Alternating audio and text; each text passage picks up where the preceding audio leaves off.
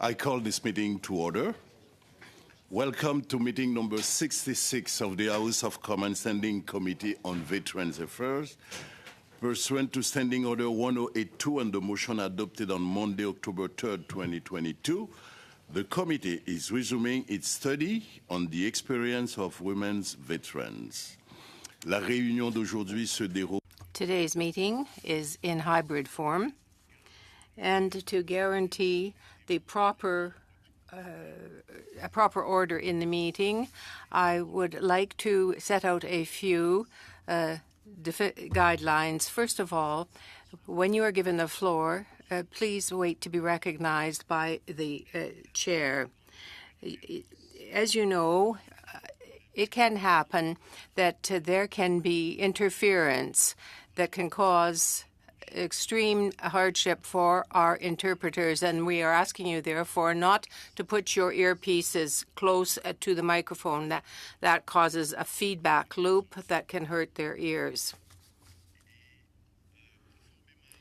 Pursuant to our routine motion concerning the meeting, I would like to tell the members that all witnesses have gone through sound tests. And also, I would say that there is a trigger warning that I would like to address now. Because we are going to be dealing with things that are emotionally charged, this may be triggering to viewers, to members, or to staff with similar experiences. Therefore, if you feel distressed or need help, please advise the clerk who is sitting to my left. I would like to provide this trigger warning. We may be discussing experiences related to general health and mental health. This may triggering to viewers, members of staff with similar experiences. If you feel distressed or need help, please advise the clerk. Avant de souhaiter, Before welcoming our witnesses, I would like to remind the members of the committee that next Thursday we will continue with the study, but Tuesday, after the motion, according to the motion that has been passed, that is to say that we will be hearing the two ministers. For the moment, everything that our clerk has done has led us to believe that the ministers will only be available for 1 hour rather than 2 hours as the motion set out. We can discuss that next Thursday with respect to Tuesday's meeting, next Tuesday's meeting. Today are, as an individual, we have Honorable Beverly Ann Burson, veteran, senator, and retired Royal Canadian Mounted Police Commissioner.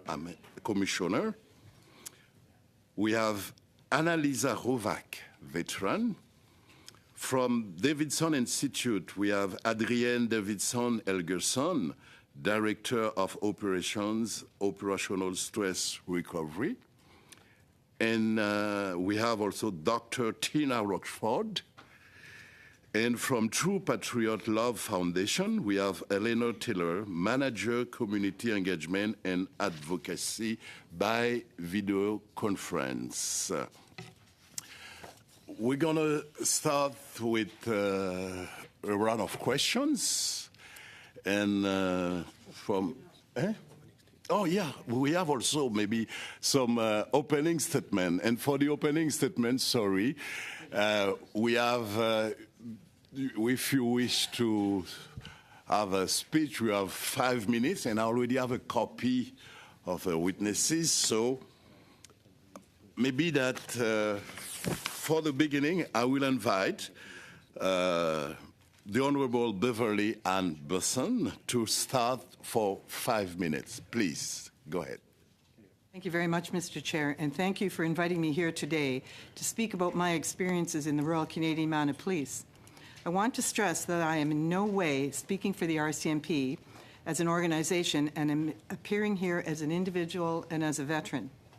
As you may or may not be aware, in 1974, I was a member of the first class of women to join and graduate from the RCMP as a regular member.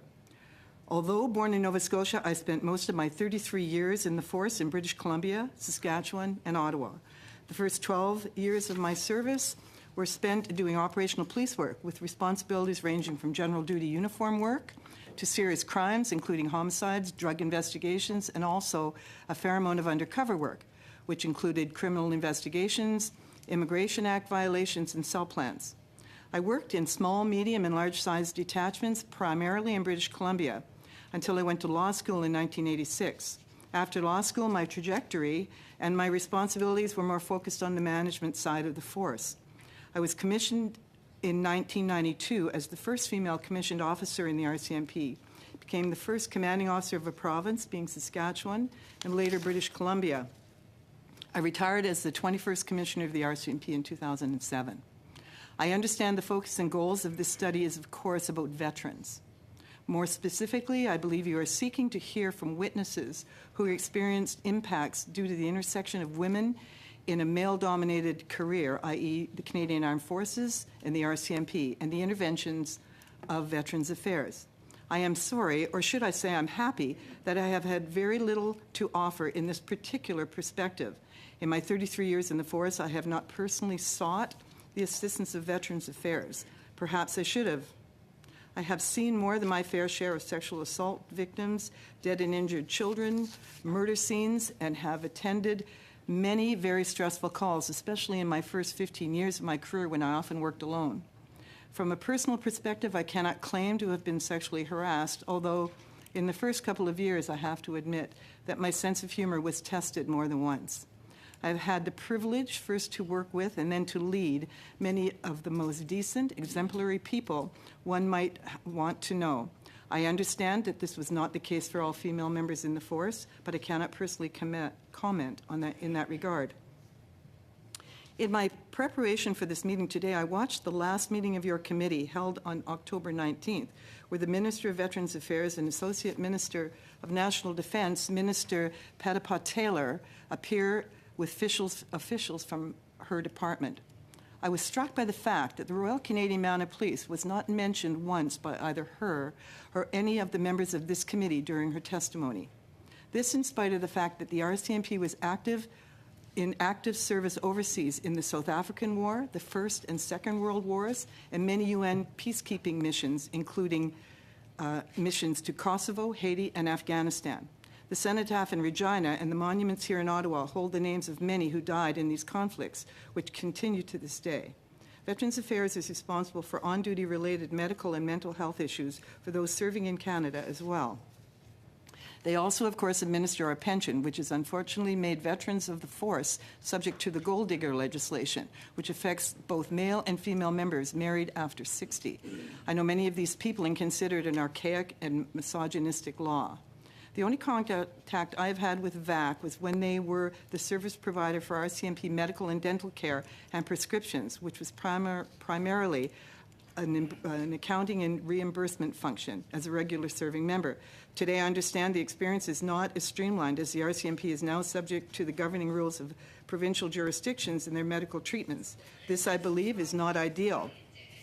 But I have no personal experience to offer since my retirement has happened approximately 16 years ago.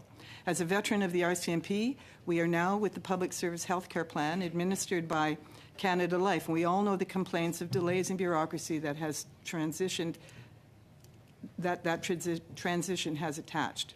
Injuries occurred on duty are treated differently, and if the disability is from on-duty injury can be proven, a disability pension and certain benefits arise. I believe that this is still managed by VAC. Anecdotally, I do not believe it is an efficient or client-focused purpose as it relates to the RCMP. From my perspective, the RCMP does not have the same connections to Veterans Affairs as the Canadian Armed Forces, and the link seems to be getting weaker. Unless one is a recipient of a disability pension tied to an on-duty injury, veterans of the RCMP beyond this caveat, to my knowledge, are not subject to outreach from Veterans Affairs. Thank you for calling me to appear here today, and I hope that I can be helpful in your studies. Thank you very much, Honorable. And now I'd like to invite Mrs. Annalisa Rovac for 5 minutes, please. Good afternoon, Mr. Chair and honorable members of the Standing Committee. My name is Annalisa Rovac. I answered my call to service in my early teens. In 1983, I applied for regular forces at 16 and became basic in 1984 at the age of 17, just after graduation from high school. To serve. Identity stripped to a bare soul, twisted and pressed to fit a single mold. Told how to think and what to wear, punished for any individuality, mind and body pushed to the brink of insanity. Soul is empty of pride and self-worth, praised only when obedience is met, rewarded when orders are fulfilled in silence. Tossed aside when worth is expended, ignored, belittled by those who still serve, unless the heart remains a slave and traditions are followed with no thought. Today, I am searching for identity, searching for the original me, searching for a new beginning, trying to fill the void, disappear or reinvent, and sometimes they are the same. I wrote that on February 20th, 2022, after my second suicide attempt. During my career, I wore 3 uniforms, Army, Navy, and Air Force. My career includes being part of the first women at Royal Roads Military College, HMCS Annapolis, and HNCS provider, a UN tour to the Golan Heights, and being one of the first of firsts in many postings within the Canadian Forces. I was forced to medically retire on a physical disability. However, I was attending a psychiatrist weekly for over a year prior to my release. At this time, in 2001, there was no such thing as PTSD. Just prior to release, I applied to Veterans Affairs Canada for a disability award, and there begins my experience with VAC. In the past 22 years, I've attempted suicide 3 times. I have cut myself in ways to release the pain. I have lost contact with my daughters at their insistence and have gone through 2 very dysfunctional and damaging personal relationships. I am trying very hard to maintain the relationship I'm in right now. I can honestly say that dealing with VAC has significantly contributed, if not actually caused, more of the more serious mental health events I've experienced in those past 22 years. I have been damaged and affected more than in my military career. I was part of the sexual misconduct class action lawsuit and received the topped amount with an annotation from the lawyers that they had wished that they could award me more. I am, however, diagnosed with complex PTSD due to the various situations in my career service. It has been through the dealings with VAC as a whole and with case managers and contractors as part that my mental health has plummeted to the degree that it is. One of the biggest reasons I am here today is to share that feeling of betrayal, the lack of self-worth, abandonment, and sheer hopelessness that my relationship with VAC has instilled within me. Without freedom of choice, without clarity or transparency, without consistency or respect to me, and finally without security of truth, I feel that there will only be more and more veterans being reduced in their mental health state to the point of self-harm and suicide unless there is a change in policy and behavior of the Ministry of Veterans Affairs. It is only through multiple courses and programs that I'm even able to stand here today. One of those programs is presented here today, and I cannot stress enough how important it is for a veteran to have a say in his or her or their own care. Why does VAC have the only word in my own care? Why does VAC demand that there are only 1 or 2 different types of therapy and discount everything else? Why does VAC treat veterans, and especially women veterans, like we are imbeciles or ignorance, or where we are being spoon-fed? I have suggestions, I have examples, I have personal experience I would love to share to promote and to refute various forms of mental health care. Again and again, they promised change. Again and again, I was promised safety. Again and again, I was promised retribution. But the hands still touch, the words still strike, blows to the heart, the mind, and the soul. But I was promised. Thank you. Thank you very much. And you will have the possibility to answer questions from members of the committee. Et maintenant, j'aimerais inviter Madame. Now I'd like to invite Ms. Adrienne Davidson Helgerson. 5 minutes. Please go ahead. Floor to Dr. Tina Rochford, the clinical director of our program. Right. Thank you. Thank you. Firstly, I would like to express my appreciation to the chair and the committee for providing the opportunity to address the very timely issue of women in the military.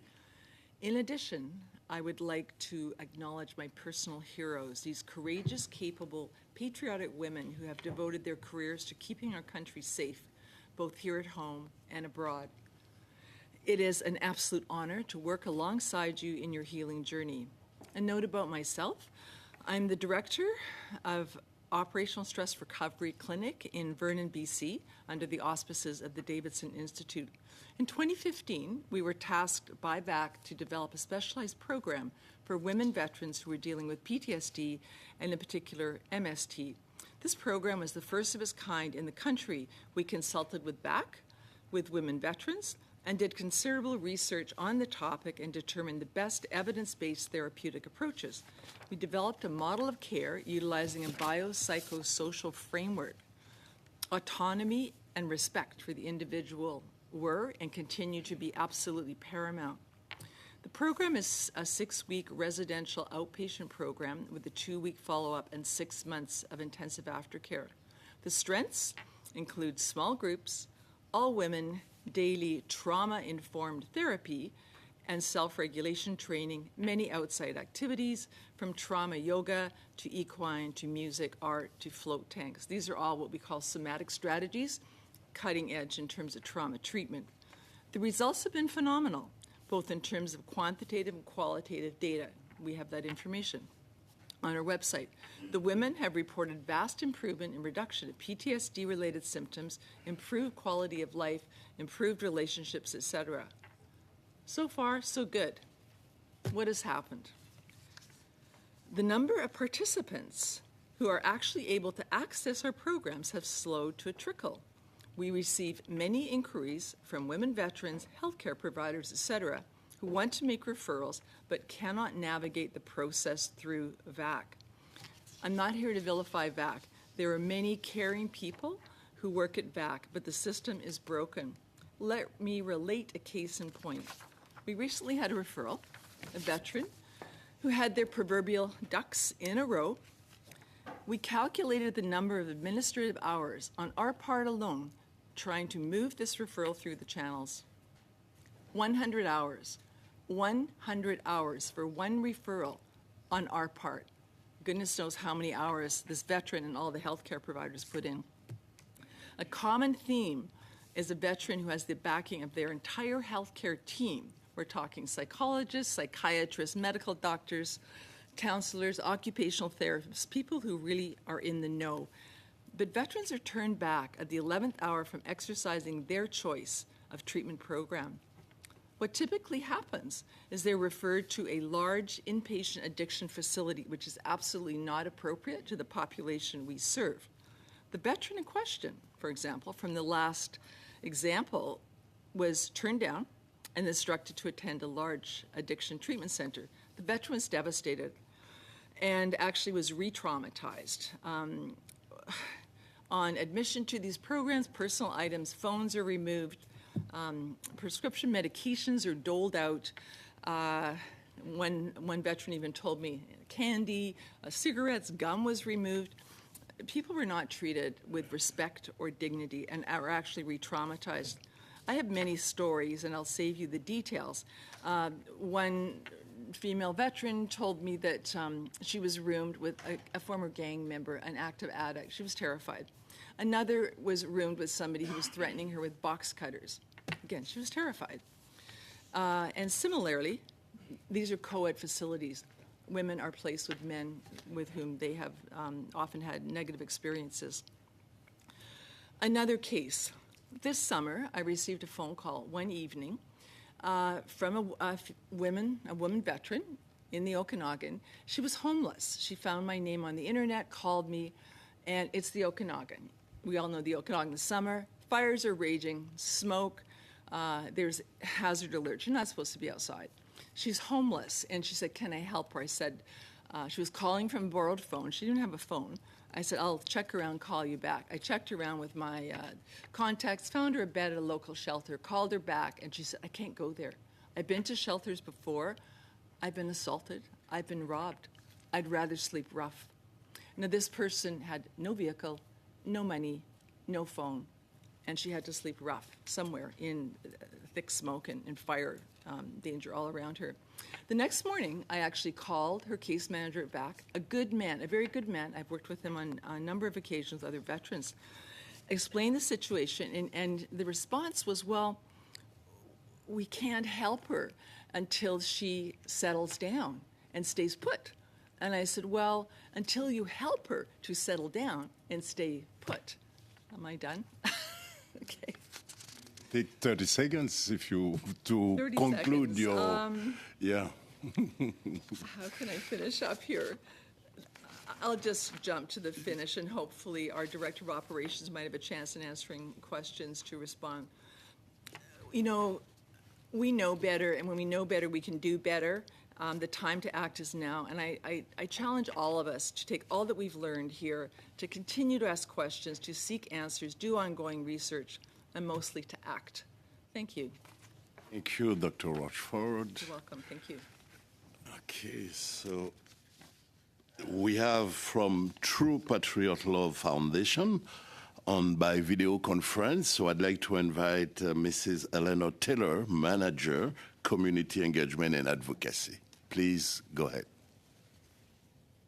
Thank you to the committee for the opportunity to contribute to this important piece of work. True Patriot Love is Canada's foundation for the military and veteran community, and we work closely as a trusted partner with the Canadian Armed Forces, Veterans Affairs, and federal and provincial governments. As the National Foundation, True Patriot Love works across the spectrum of issues facing our military members and veterans.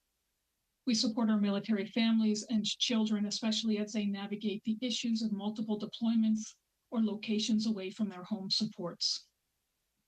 We fund a range of programs to assist in the health and well-being of both serving members and veterans, including mental health, homelessness, and employment and transition. For those who may be injured or become ill, we contribute to their recovery and rehabilitation through sport, adventure, and the arts. And we help with the reintroduction back into local communities post-uniform, especially with programs focused on volunteering and service opportunities to maintain a sense of purpose, which we believe is key to a good transition. Since 2018, True Patriot Love has been proud to steward and grow the Captain Nicola Goddard Fund. The fund provides national funding to directly benefit community programs that support service women and women veterans and their families. I knew Nicola and remain inspired by her legacy. I served proudly in the Canadian Armed Forces as an infantry officer for 27 years and left uniform in 2021. I remain proud of my service, but note fundamental challenges facing women veterans that can be addressed in two broad categories. One, a culture of invisibility, and two, unique needs. At True Patriot Love, we hope to play a role in addressing both of these challenges. First, the culture of invisibility. There is a pervasive sense among many women veterans that they do not belong in the veteran community. Many feel unseen, unwelcome, and unsafe. The veteran community is a reflection of the CAF culture, but spans a significantly larger number of generations. For many women, by the time they leave the CAF, they have no tolerance for environments that do not embrace them for who they are. Many women are physically and mentally exhausted upon leaving the CAF because they have spent years wearing clothes that didn't quite fit, both physically and metaphorically. For women who have experienced sexual harassment, sexual assault, and moral injury, separation from that environment is not just a preference, but a health imperative. However, this leaves many women unable to access benefits that they have earned and puts them at greater risk during their transition and beyond. We can help address this sense of invisibility by offering platforms for women to tell their stories, use their voices, and take their place in the veteran landscape. In 2018, True Patriot Love hosted the inaugural Captain Nicola Goddard reception. Guests gathered to pay tribute to women in the military and heard from a panel of CAF leaders. I was invited to speak at that event as a volunteer and a serving member of the CAF.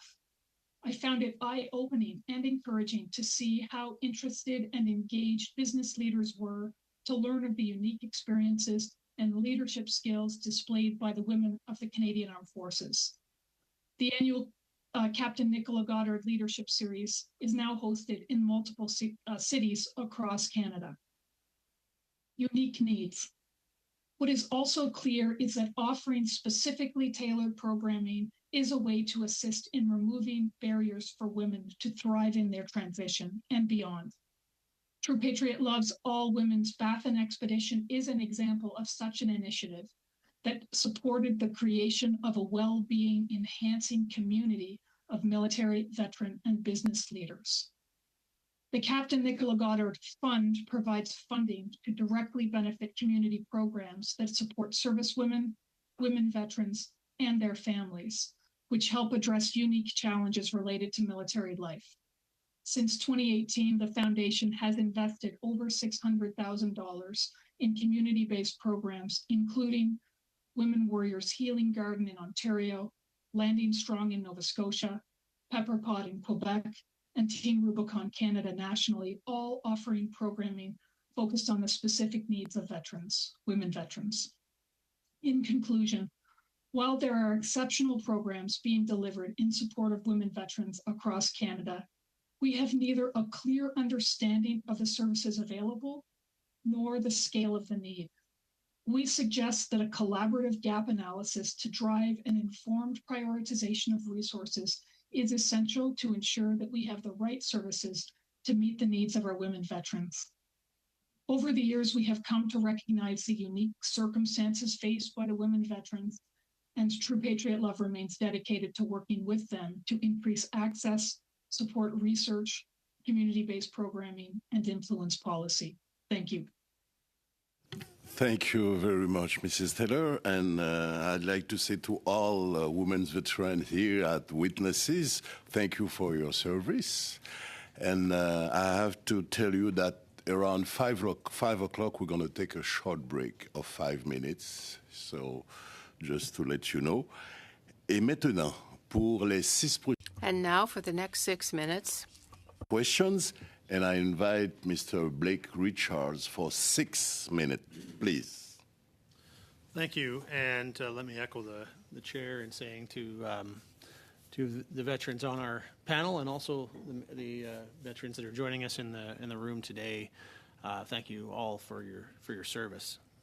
I wanted to start with you, Ms. Rovac.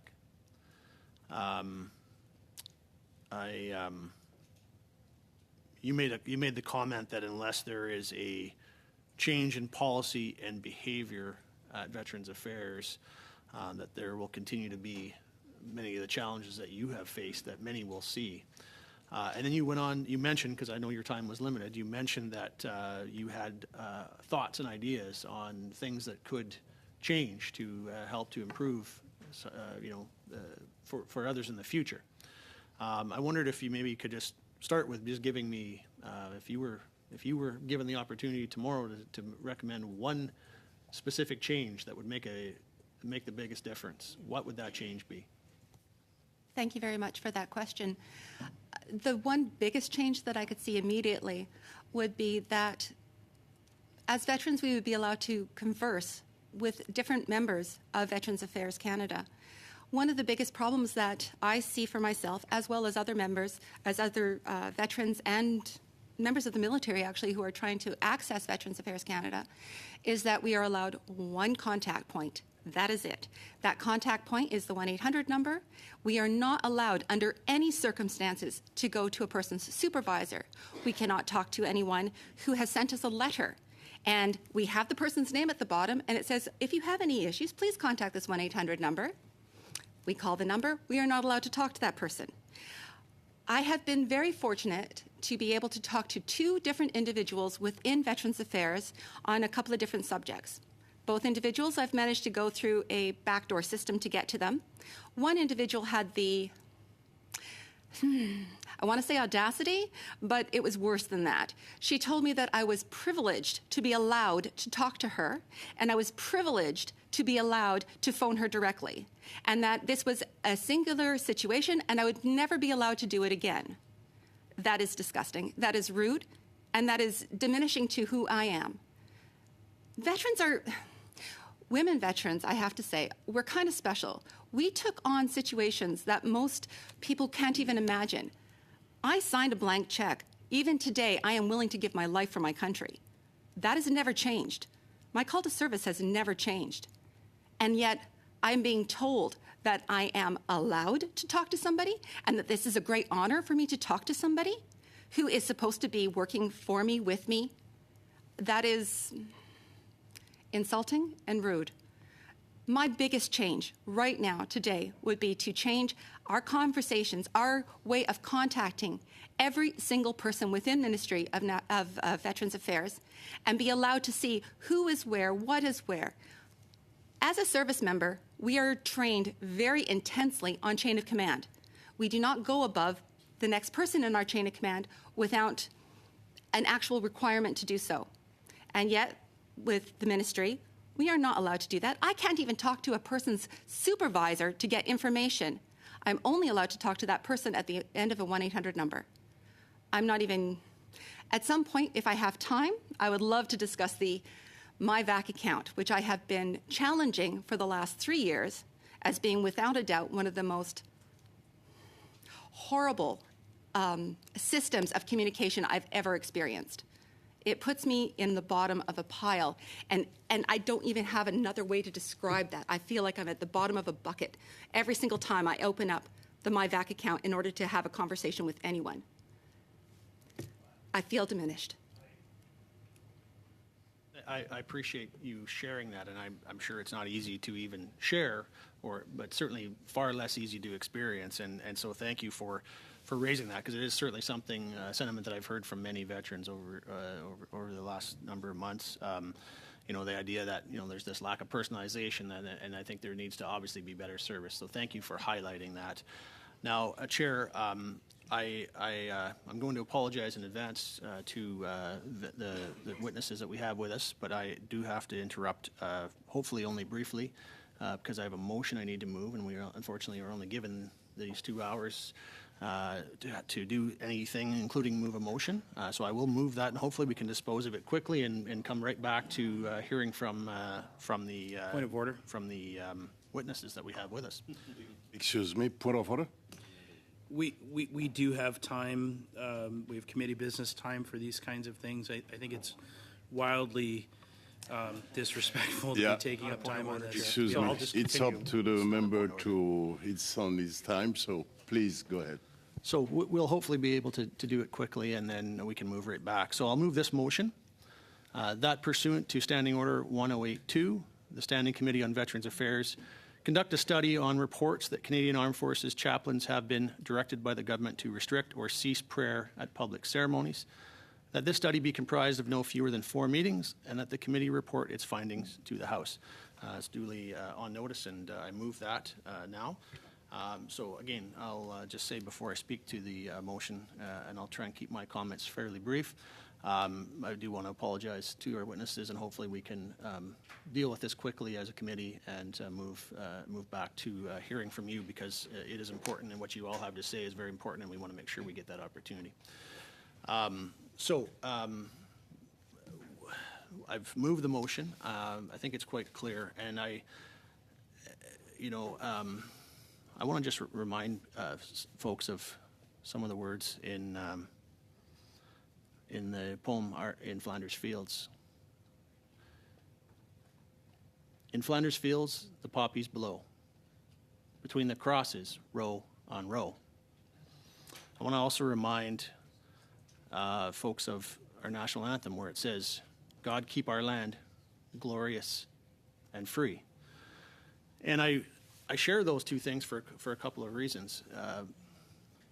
but mainly because not only have we got a lot of concerns that we've heard from chaplains in our military about the inability that they will have as a result of the directive that I referenced in the motion, that they won't be able to pray for the fallen or pray for those who've served this country at public ceremonies such as Remembrance Day, which is obviously coming very soon, and it's our pillar of remembrance in this country. But they're also concerned that it may restrict things like in Flanders Fields. It may Excuse me, restrict... j'ai un appel au règlement. Point of order. I have another point of order. Microphone, please. It may restrict our ability to just to hear the words to In Flanders Fields because it references crosses. It may restrict our ability to sing the national anthem because it references God. It may reference or restrict our ability to have hymns such as Amazing Grace, which are often sung at remembrance services or commemoration services. And these are some of the issues that we're hearing from chaplains and others in terms of concerns that they have about the upcoming Remembrance Day ceremonies. So this is something that leaves a lot of questions to be answered, and that's why we need to move this motion. I know that even though we had the Minister of Veterans Affairs come and try to deny at this committee that this directive, first of all, that it even existed, but when I pointed out that it did in fact exist and that I had a copy, suddenly she, oh boy, I do remember there is a directive, but tried to claim it didn't restrict prayer. However, there are a lot of questions that remain, and especially given the radio interview. I've got a transcript of said interview, which was on News Talk 580 CFRA, where the Director of Chaplaincy Services for the Chaplain General, so the office that wrote the memo, said the following in response to the question from the interviewer that when he asked, are chaplains still going to be able to talk about God on Remembrance Day? The Colonel said, in faith-based settings and church settings, they will, of course, speak about their own faith and the role that God or their heavenly being has in that setting. But in a public setting, they will not use that language. So in other words, they will not use the word God. They will not speak about their faith. They will not speak about a heavenly being. So that leaves a lot of concerns to many of our chaplains. I've heard from a number of them who express very clearly that they have been not only that certainly that they believe the directive has indicated to them that they would not be able to do such things as pray or mention a God or a Heavenly Father, but also that they've been told that very clearly. Of course, there's reasons why they wouldn't want to be able to speak publicly about that, but they have expressed these concerns so that they won't be able to pray, that they can't wear symbols such as a cross or the Star of David or the Quran.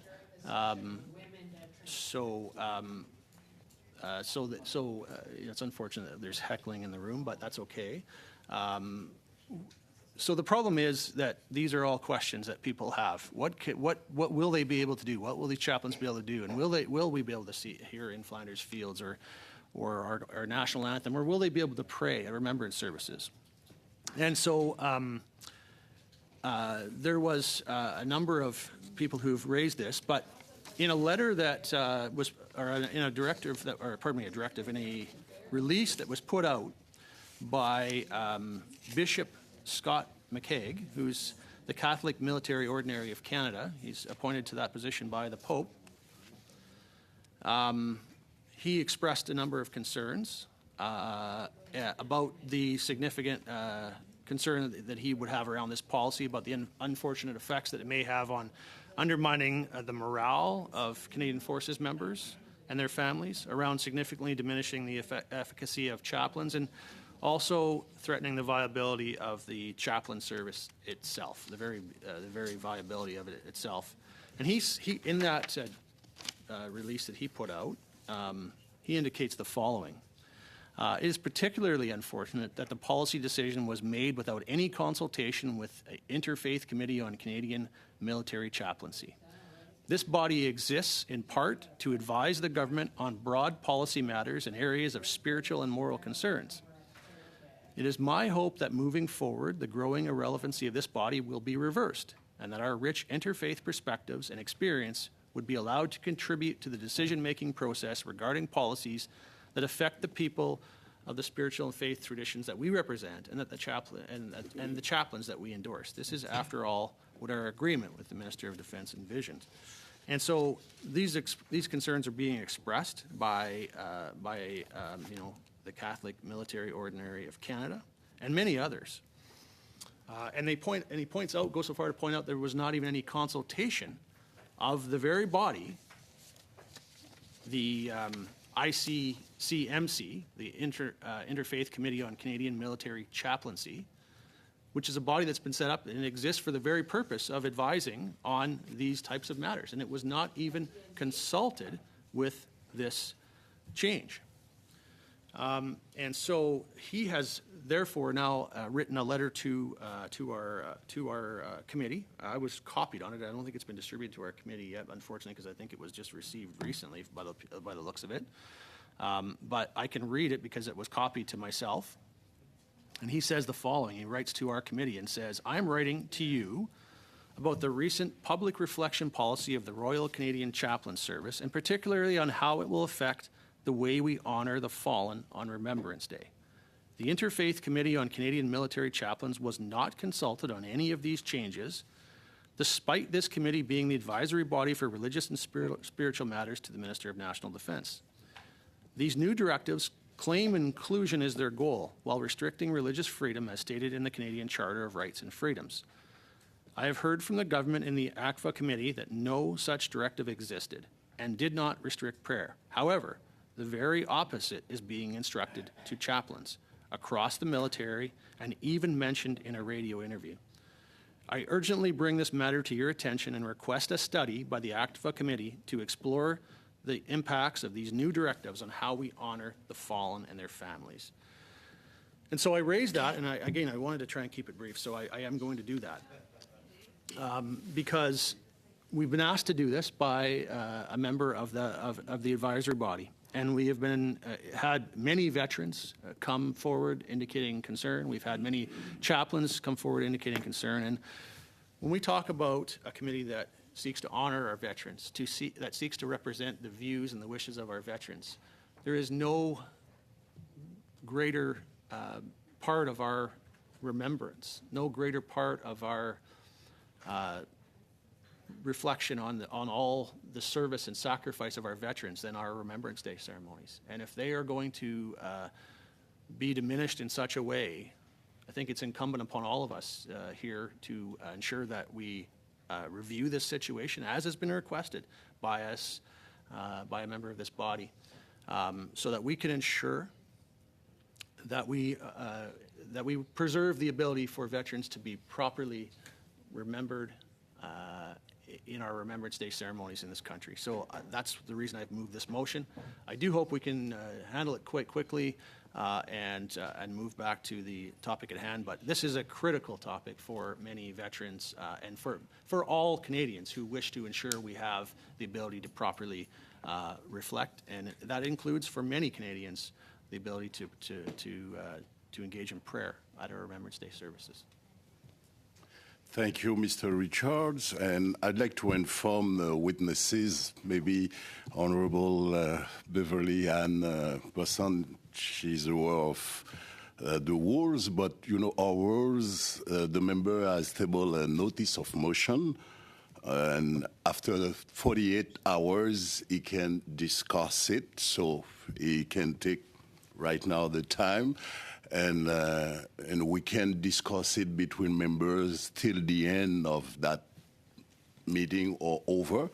So I would like to let you know, until we have a vote on that, we can go back on continuing our discussions. So If I I have, could, yeah, if no, I could, though, I'd like to ask. No, I'd no, like to ask sorry. I have a unanimous list. consent for something. I have a list. You have a list of people. I have 4 people. I have Mr. Desilets, Well, I would Ms. like to have asked Blenny, unanimous consent for Ms. another round May, of questioning and before we Mr. engage in Serret. debate, but- They said that they would like to intervene. So, and there is no such time for those interventions, so I'm not using those cards. So, Mr. Desilets, the floor is yours.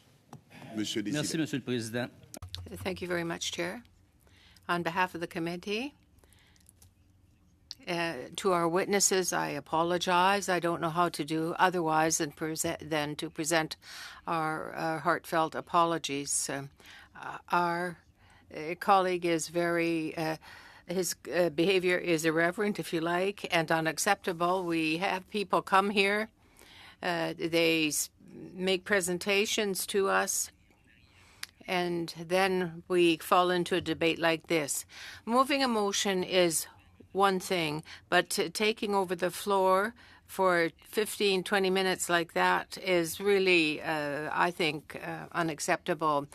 I have a lot of respect for chaplains, but this motion does not really fall under Veterans Affairs. It falls under the FAC, and I would ask for a vote on the motion now, Chair.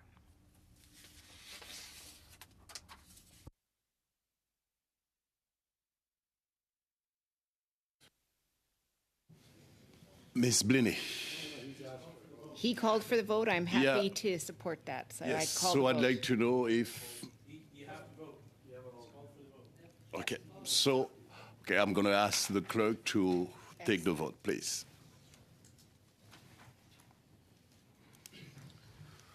Ms. Bennett? And I'm embarrassed to put these witnesses through that. Mr. Casey? Mr. May? Against. Mr. Meow? Against. Mr. Sarai? Against. Mr. Dowdell? Mr. Richards? In favor. Mr. Tolmie? In favor. Ms. Wagenthal? I am in favor of the motion. Mr. Desilets? Ms. Blaney? Against. That's 4 yeas, 7 nays. Thank you. So the motion is denied. And Mr. Richards, you have 1 minute left on your intervention. Please go ahead. Appreciate that. And again, my apologies. Unfortunately, we don't have any other way to move a motion other than in a meeting, and that you happen to be here, I regret that. But I wanted to, I've got very limited time left. Perhaps, Dr. Rochefort, you had mentioned, some of the challenges you face in terms of getting someone into your program, the bureaucratic and administrative hurdles you face. You kind of got cut off. I wanted to give you an opportunity to finish any further thoughts you had on that.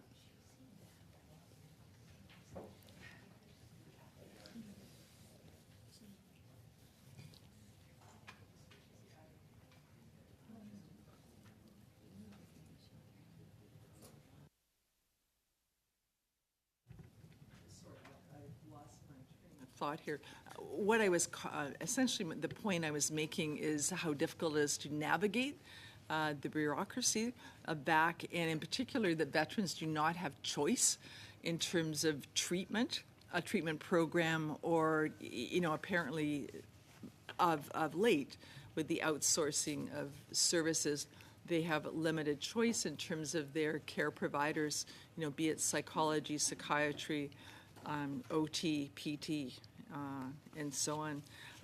I wanted to say, I'm a proud Canadian. I'm a child of immigrants. I feel a lot of shame about the way our women veterans have been treated. Our military is more important now than ever, given the unstable and volatile nature of our interconnected world, and Canada has a vital role to play. Women are the fastest growing group in the military and constitute more than 50% of the future recruiting pool. 50%. This is really important. I've reviewed a lot of hours of previous testimony in preparing for this meeting. Of course, was struck by the devastating stories of suffering Dr. of these women Rochford. veterans. I'm sorry, time is over. I have to go to Mr. Siri for 6 minutes, please. Thank you. I want to thank you all for being here today, especially for your service, Ms. Rovak and Senator Buisson. My question is for the Director of Operations or Dr. Rochefort of the Davidson Institute. First, I want to thank you all for the work you do for women veterans and for advocating for veterans' mental health supports.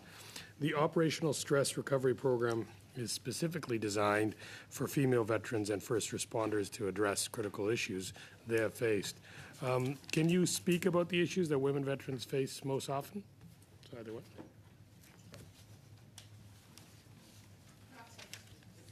Director of Operations, Adrian Davis, would you like to speak? Well, okay, so something that was interesting to us when we started this program was we initially thought that it would be mostly women with PTSD, and that was the premise under which it was first established. But what we noticed was almost every single woman that came into our program also had the experience of military sexual trauma. But it goes beyond that into betrayal trauma and institutional trauma. And a lot of this also occurred after the fact of transitioning into becoming a veteran. And the betrayal, the feelings of betrayal that happen when somebody dedicates their life to, this purpose, the country, keeping it safe, like Annalisa and other veterans have said, like a blank check with your life on it.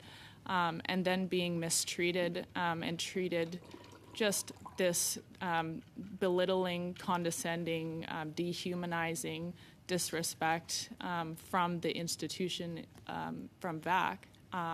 Just that complete lack of transparency. There have been huge changes with women veterans, just rehabilitation services that we haven't heard discussed in a lot of these meetings. That people don't even seem to know about because there's absolutely no transparency. And so that's a concern for us. That is impacting the female veterans that we see. It's not just PTSD, it's not just MST, and they try to put them in these little categories of, okay, you have sexual trauma, you have PTSD, we can only look at those things, but it's so much more complex, and that's why you have to have these really holistic, person-centered, very individual-focused programs and training and experience of those people delivering those programs, and that's what our program offers. And a lot of the women that we see have also been sent to these addiction centers where they don't have addictions. They are just basically institutionalized because they're like, well, we don't know what to do with you. We don't want you to kill yourself, so we'll just chuck you in an institution, take away all of your, privacy, your belongings, your autonomy, your dignity. They maybe have a few counseling sessions, like they basically no programming. I don't want to, speak too poorly. I'm sure some of them are good programs. I know that some of the bigger ones are not so good. And we have to first undo the trauma that they have experienced in these institutions. So it's there's definitely a major overhaul that needs to happen with understanding women's needs and the toxic culture that is at least happening in VAC. And the toxic culture just really happens when people don't understand other people's needs. So the leadership really needs to understand women's needs, and then a whole overhaul of the culture is what we see needs to happen. So I'm not sure if that answers your question directly, but it's a really complex issue, and we can't just be narrow-minded about it. We need to let them make the decisions.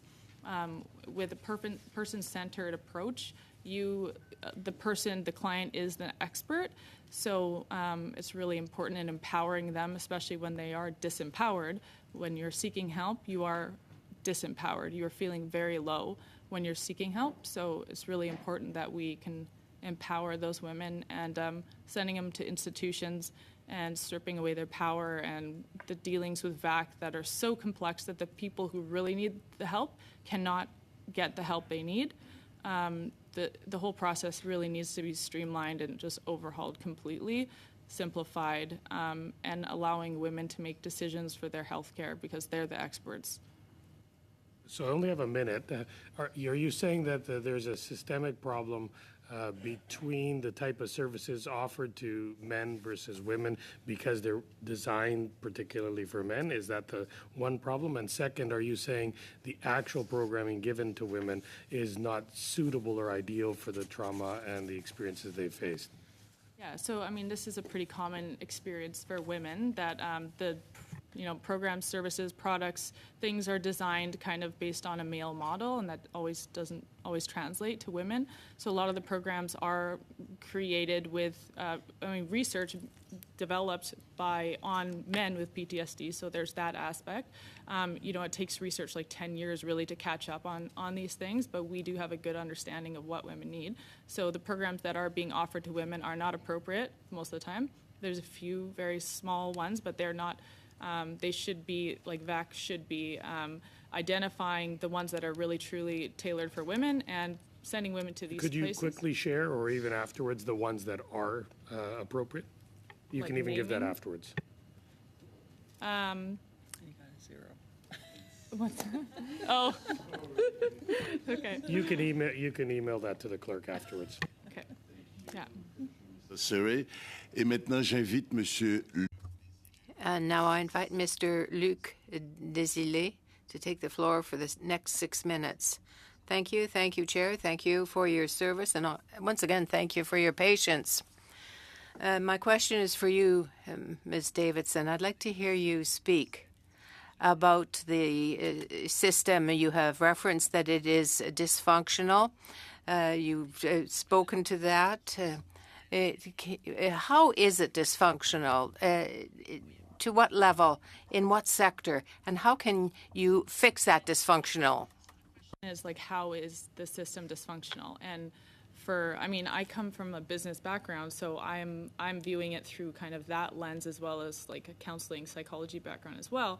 So I see how things could be just so streamlined and made more efficient, and I'm wondering, are they consulting the right people who can really like streamline these things? But there are different things that are unique to the military and VAC, I guess, that maybe we can't change. But the process for women applying to our program, we are not allowed to, first of all, they're coming to us and they are not functioning very well. And yet we are not allowed to, or nobody is allowed to, advocate for them and help them through the system. They're not allowed to make calls on their behalf. We can't call the CMs. If we have a veteran who is actively suicidal and we are concerned about this person and we know that they need treatment and we can provide that treatment, if we find out,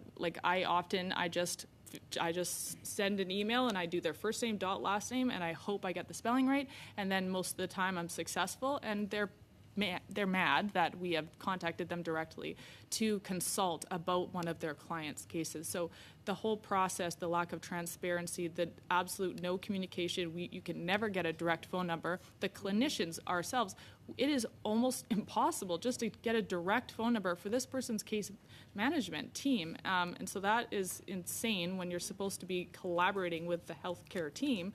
We can't even access them. So that's.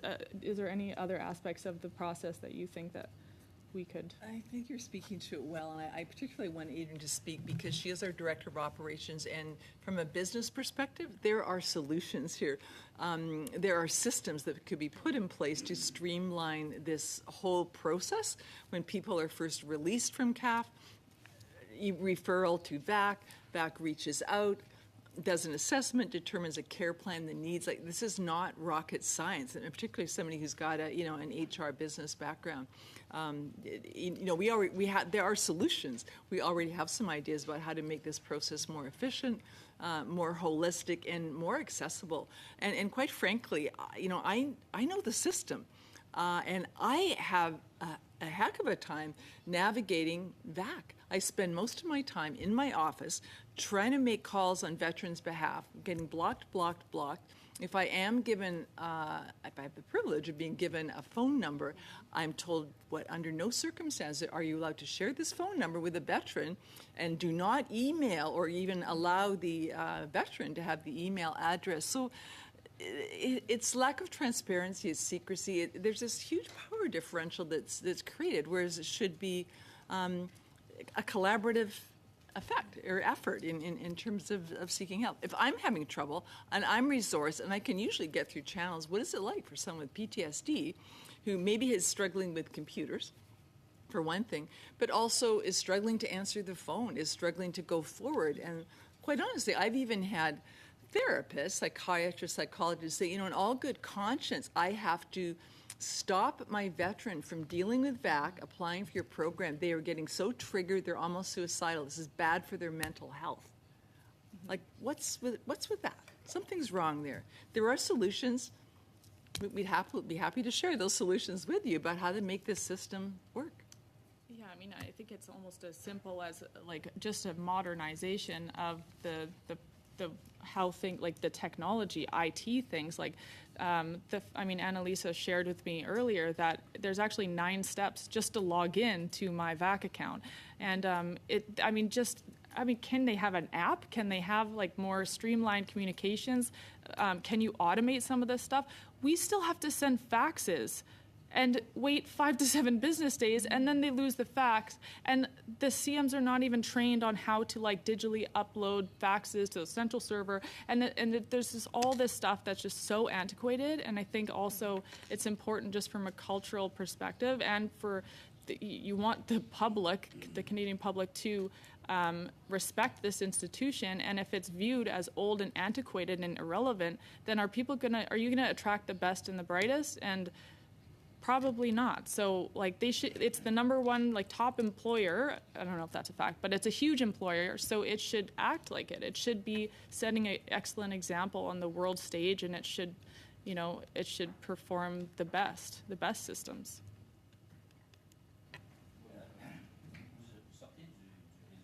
Privé.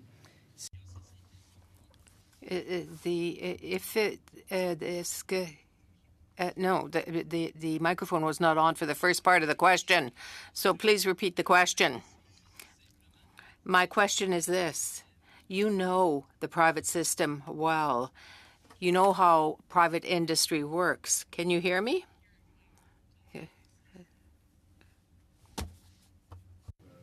Translation is working. And I'm not getting anything through the headset. yeah.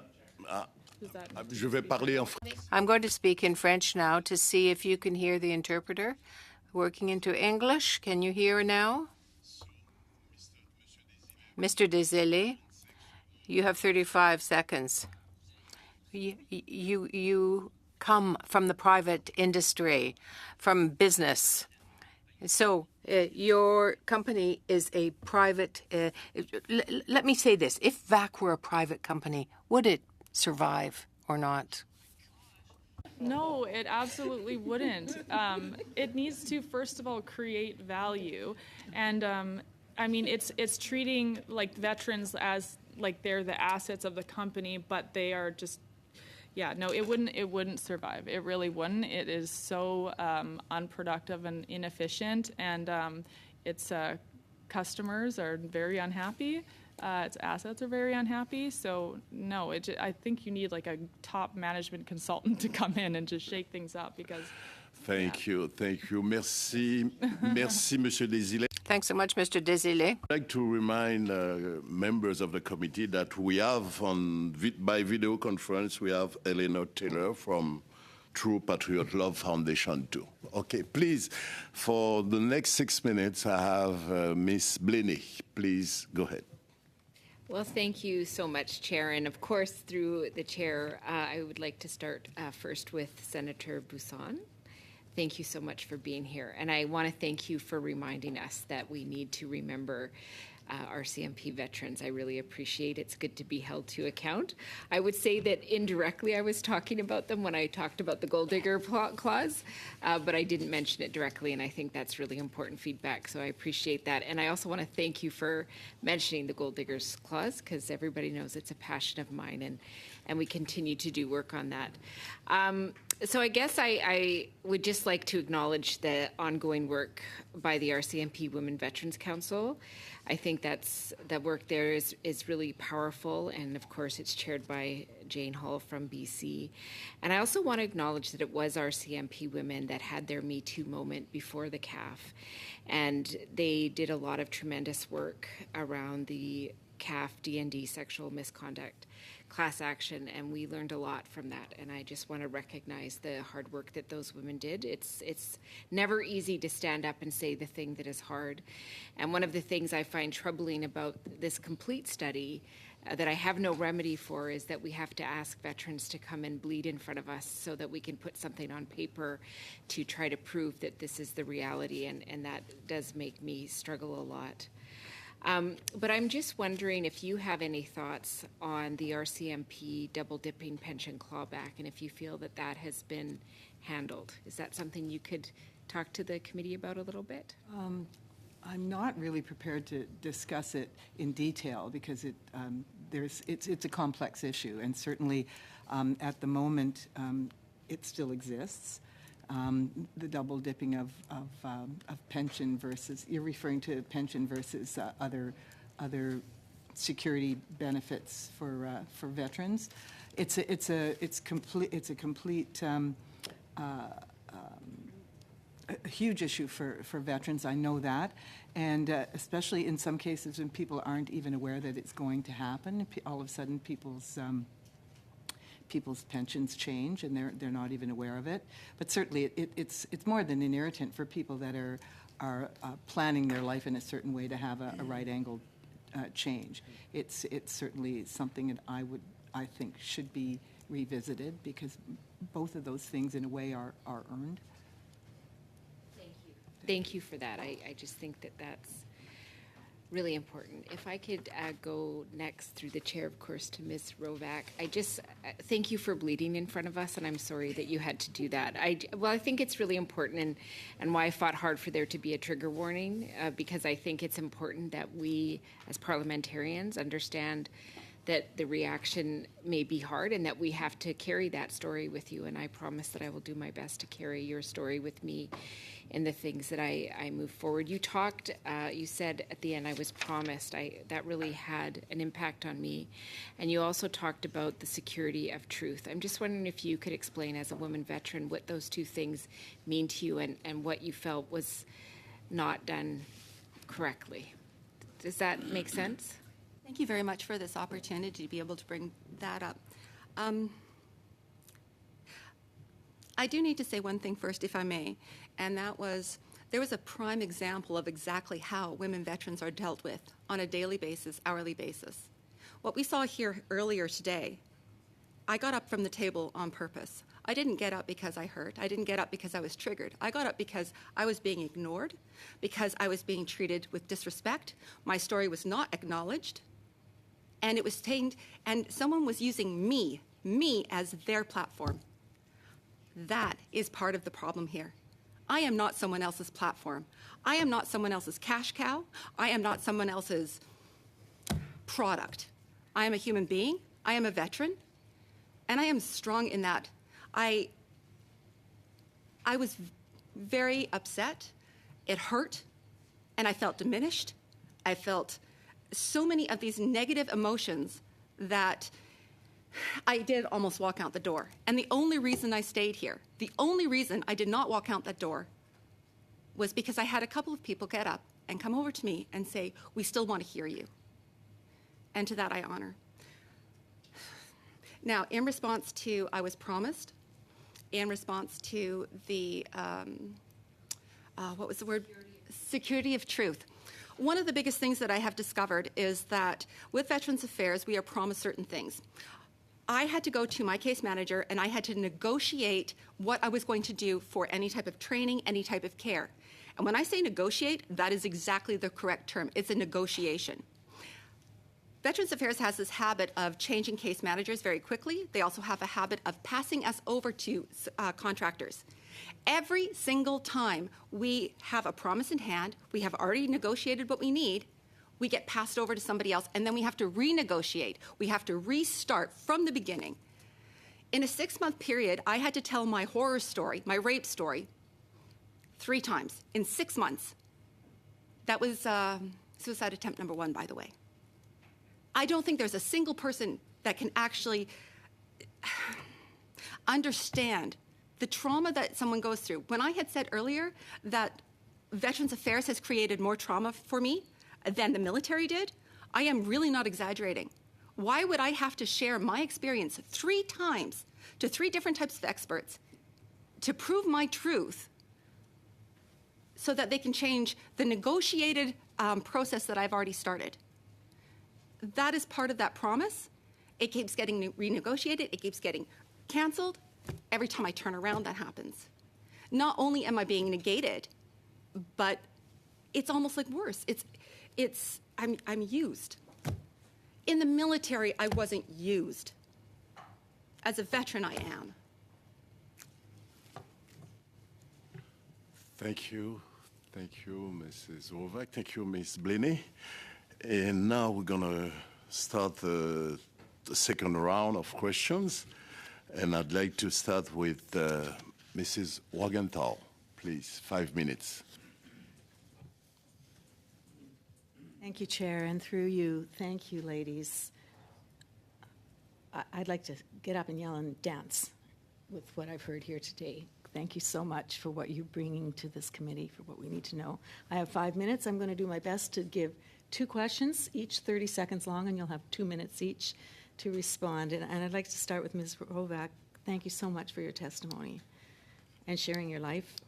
I wrote down that it's absolutely crucial from your perspective. You need a say in your own care. And this is something I've heard over and over again for 8 years. It's like you don't have that opportunity. Would you like to explain what that means and what your expectations are to be able to have a say in your own care? Thank you very much for that question. When I discovered about my mental health care, I had finally had an answer to why my life had been such a challenge up until that point. So I went off on my own. Veterans Affairs, I had an experience with a case manager where he tried to get me into his hotel room. At that point, I had stopped completely talking to Veterans Affairs under any circumstances. The only reason I had contacted Veterans Affairs again was to assist somebody else. And we'll just leave it at that. As for my own care, the very first time I went to Veterans Affairs and said, hey, listen, I need help, they put me on the Veterans Transition Program. I was on that program with 5 RCMP members. Not one of us came out of that program sane. Not one of us came out of that program in good shape. And this is the only one that Veterans Affairs had recommended and actually had demanded that I take. It was not good. So after that, I decided that because I love my children have decided they want nothing to do with me because of the damage I apparently have, I started taking different programs. And what I did discover is that, number one, having a program that is mixed, men and women, especially women working with male veterans, I am sorry, but one of the programs I went on, I was the only female veteran, I was physically assaulted once, and I was verbally assaulted by 3 other men. That was in a 5-day period. That is not safe. I went to a couple of other programs where they were not trauma related. It was difficult for them to understand that I have no addictions. I do not drink. I do not smoke cigarettes. I do not take drugs. The only medications I take are prescribed to me by my psychiatrist. I'm not dissing any of the marijuana and all that kind of stuff, but for me, that was not the way I needed it to be. One of the biggest and most beneficial programs I ever did take was the program at the Davidson Institute, and there's a couple of reasons why. Number one, I stayed in a hotel, and I had the choice to move hotel rooms when I was not feeling safe in one of the hotels. I had my own vehicle, so I could walk away. I had the choice that in the mornings, if I was having a really bad day, I could call in and say, hey, listen. At the same time, they knew what was going on with me. They checked in with me. There was that type of stuff.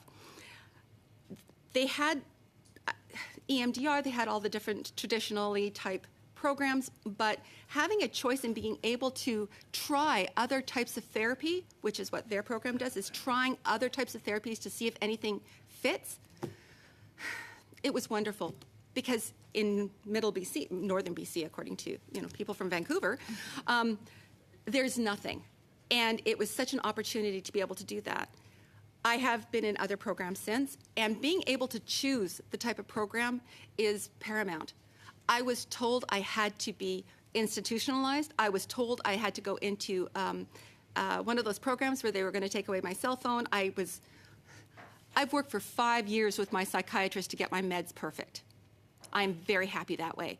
Nobody is taking my meds away from me. I really appreciate this, Annalise. Thank you so much. I think we're hearing something we need to pay attention to. How much time? Oh, 1 minute. Okay. 1 minute. Very quickly then, Dr. Rockford, or whichever you would like to respond. This referral to a large patient addiction treatment center, that's not news to me. I hear this often. And a lot of that's not just for veterans either, those addiction centers, are they?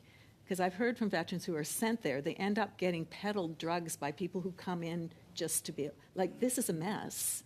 So it's not veteran-centric. Can you talk to that point of how it is not meeting the needs of the veterans that are being directed there? Some of the stories, too, and we hear this all the time.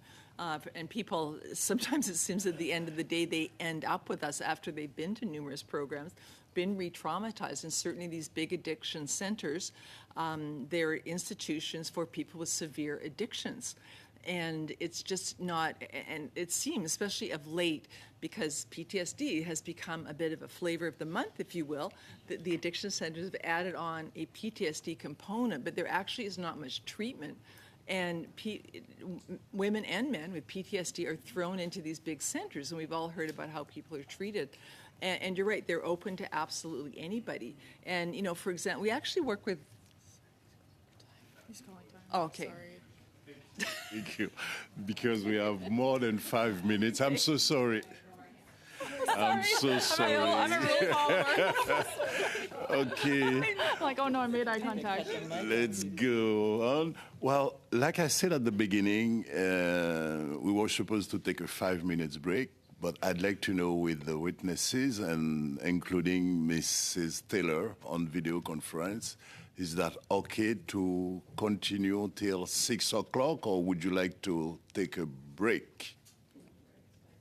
No, great. Okay, perfect. So now we're going to move to Mr. Casey for 5 minutes, please. Mr. Casey. Thank you very much, Mr. Chair. And I would like to bring Lieutenant Colonel Taylor into the conversation. Lieutenant Colonel, first of all, thank you for your service. And thank you for the work that you've done with the Nicola Goddard Foundation. I'm pretty sure you and I have crossed paths at one of those functions or more, and I was interested that you started talking about the Nicola Goddard Foundation as of 2018, when the steward became the True Patriot Love Foundation. But you and I both know that there was a great deal of work done by the Goddard family prior to 2018. I'd like you to speak a bit about her legacy, including what was done in Papua New Guinea for the birthing centers. Well, I mean, what I can speak about is the Goddard family, of course, stewarded Nicola's legacy for the first 10 years. And then transitioned to True Patriot Love. And True Patriot Love remains deeply connected with the Goddard family. And in all of the events that we plan, we have a representative of the family in our planning committees. So that connection remains strong. It's critically important. As a veteran myself, having served for 27 years, and also knowing Nicola in the early part of my service, she represents a lot of hope and optimism, capability, and pride for many of us. We're proud of her legacy. We can be inspired by her legacy. We are inspired by her legacy. I know the work that was done in Papua New Guinea was, I know there are a number of things Papua New Guinea included also schools across Canada that have adopted that legacy. But I am not poised to speak on the details of the Papua New Guinea Birthing Center. In your opening remarks, you talked about invisibility. And the committee on May the 1st heard from Colonel Lisa Noonan of the Canadian Armed Forces Transition Group. And I want to share with you what she said and get your reaction to it, given that you talked about invisibility. Here's what she said to us. That invisible thing that someone mentioned before is, I think, becoming less prominent. Now we're starting to look at specific programs, no matter what domain we're talking about, whether it be health services, transition services, recruiting, retention, etc., that are specifically geared to females in the CAF. That's a very new phenomenon over the last 4 or 5 years in particular. Given that your service is fairly recent, I understand that you stepped away in 2021. I'd be interested in your reaction to that testimony that we got from Colonel Noonan. I believe there's truth in that. I think that the culture of invisibility is changing. I like to look at women's engagement in the Canadian Armed Forces and people of difference engagement in the Canadian Armed Forces kind of through the lens of 3 phases. The first being the period where women and people of difference are demonstrating that they're not harmful to the institution. And I lived through that phase in the 90s and early 2000s, where people didn't know if women would be successful in the infantry, whether or not our presence would undermine cohesion. And certainly I know that the people in this room who've testified know that feeling too. So during that phase, it demands silence. It demands silence from the member because you're demonstrating that you're not harmful to the institution. So you are not bringing voice to the things that make you different. In the next phase, I call that the phase where we are demonstrating that we are force multipliers. We are contributors to the organization. We bring value. And so it's in this phase where you see people as commanders, you see people succeeding on operations, you see successful integration. And during this phase, look from the outside looking in, things are looking much better. But this phase also demands silence from the people who are living it, because they're still proving that we are contributors to the organization. And my hope is that we are now into a 3rd phase where it is safe to bring voice to the things that make us different. And in this phase, there is an empowered use of voice. In this phase, the institution shifts, both VAC and the CAF shifts, because they begin to hear with more clarity from more people all of the differences and the unique needs that we have. And so in this phase, the institutions need to shift and the individuals bring voice to it. So I think we are getting there. But I also think that, there are still instances where people have become accustomed to silence, and that silence causes this culture of invisibility. Thank you, Mrs. Taylor. Nous allons avoir 2 courtes interventions. 2 brief interventions, 2.5 minutes each. The first will be Mr. Luc Desilets. Madame Dussault, you have a CV that's very impressive, Ms. Busson. Do you perceive in recent years an improvement in women's conditions in the armed forces?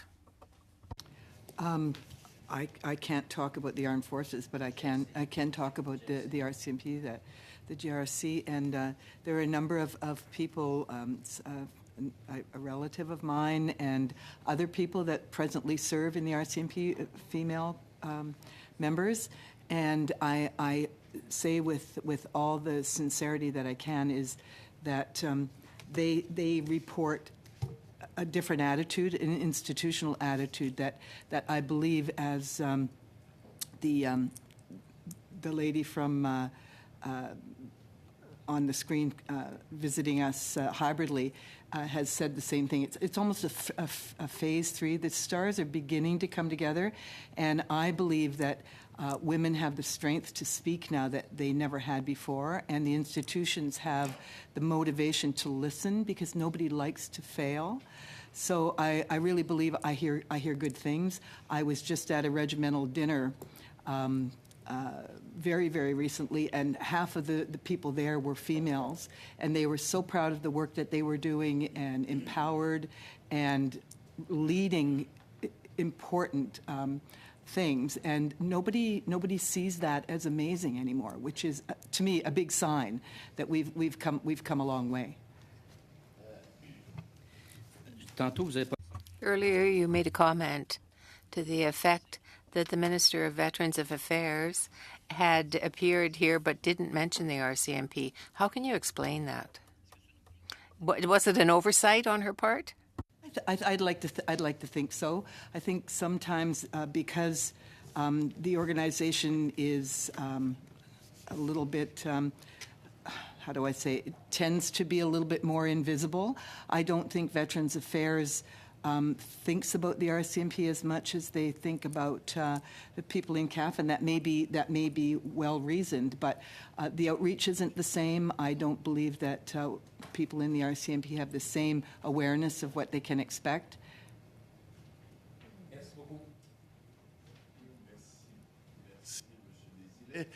Thank you, Mr. Desilets. For 2 minutes and a half, please. Okay, well, thank you, Chair. And I would like to ask questions. I'll leave it up to you from the Davidson Institute. But I have a couple of questions. One is in the intervention made earlier. You spoke about the numbers were higher and now they seem to be going down. So I'd like to know, like, what is the cause of the numbers going down? And if you could explain how people are funded to attend your program. Does VAC fund any part of it? Is there ongoing funding, or is it by person? Well, I could maybe start to answer that.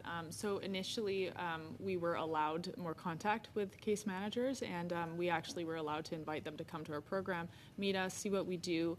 A lot of them tried the modalities that we offer, just loved it, and they started referring clients to our program. And then there's been a ton of turnover at VAC, so the new case managers are not, they don't know our program, so they don't know it to refer it, so it's up to the client, and we don't do like marketing, right? So they have to somehow find out about it through word of mouth. And then they bring it to their case manager, and the case manager's like, well, I've never heard of this. We just send people to the institution. And then so that's caused a part of the decline because we are not allowed to contact these people to show them what we do, to send them information. Or, you know, it's seen as soliciting. And there is no central, like, real register that they can see readily about all the programs. I mean, they've said that there are certain lists, but and then some of them are not aware of a list of the programs. So there seems to be just no awareness. We don't know. It's such a brick wall. We don't know what happens inside VAC, but the turnover, and that's been a major cause. You want to add on to that? Yeah, just to elaborate a little bit, because I have a number of contacts with case managers, for example, in the region we live in, and they say they don't even know kind of who's who in Vancouver Island, much less province to province. So Eastern Canada seems to have no idea what's going on in Western Canada in terms of treatment programs. And we're not just talking about our program. We're in touch with lots of smaller clinics. But the default typically seems to be to these big addiction centers, which are simply not appropriate. And I almost feel like I'm missing a piece of intel, like, why is this not happening?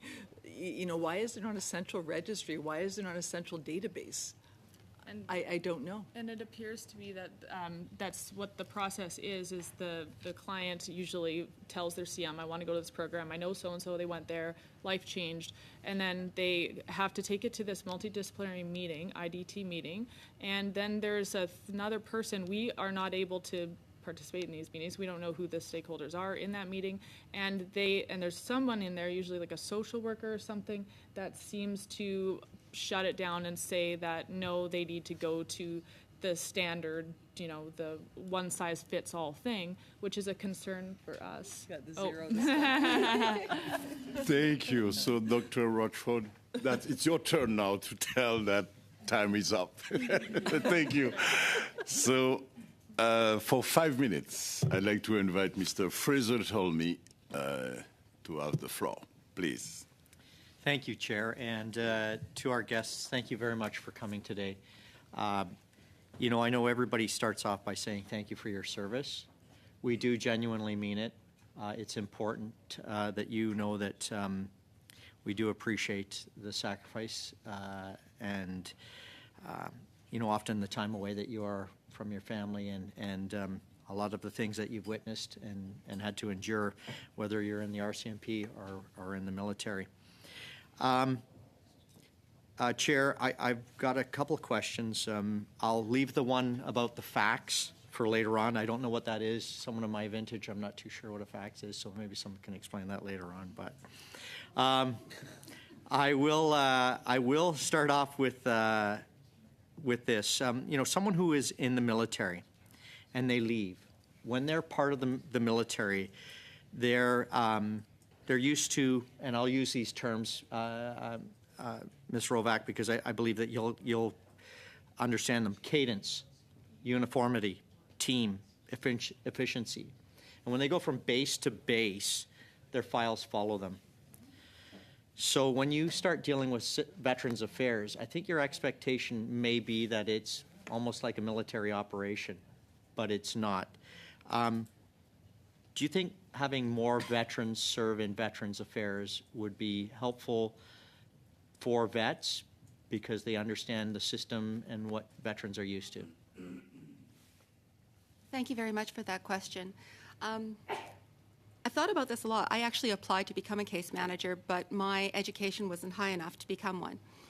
I have a feeling that is the case in quite often where to become a case manager or to work in certain areas of Veterans Affairs, you have to have a certain level of education, and quite often that isn't the case.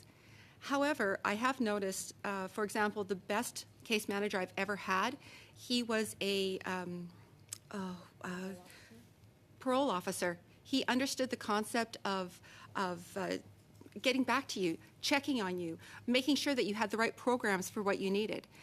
I think it's more about an attitude than it is about what you have done in the past. I have worked with many people that are first responders. I have worked with many people that have been in the corporate world, and it really doesn't matter. It's all about attitude and what the decision is on how you're going to do the job that you're going to do. I would like to see more veterans, but I would like to see more people that have the right attitude and the right care and the right heart than where they come from originally. I thank you. And unfortunately, when you look at someone's resume and they apply for a job, compassion is not measured on a resume. And so I want to let you know that I recognize that in you. And so that is unfortunate that's not been recognized. And moving on with compassion, I think we need to continue with this. Last week we had the minister, and I asked the minister, and you touched on this, why should a veteran who has a proven lifelong injury, service-related, continue to repeat or explain their case time and time again? What does it do to their dignity? You touched on this, and I want to know how do you feel about that question? What dignity? We have to beggar ourselves. There's no other term. We have to beggar ourselves in order to get the treatment that we require. We have to try and find our own treatments, and then we have to beg for those treatments. We're not allowed to be able to talk to the people who turn around and threaten us by phone and by letters. We're not allowed any of those. We're not allowed. Even in the service, I have heard people say, oh, but you were in the service and you had to take orders and this, that, and the other. In the service, I had more freedom. I had more dignity. I had more self-control. I had more self than I do as a veteran trying to deal with Veterans Affairs. I have no other things to say about that.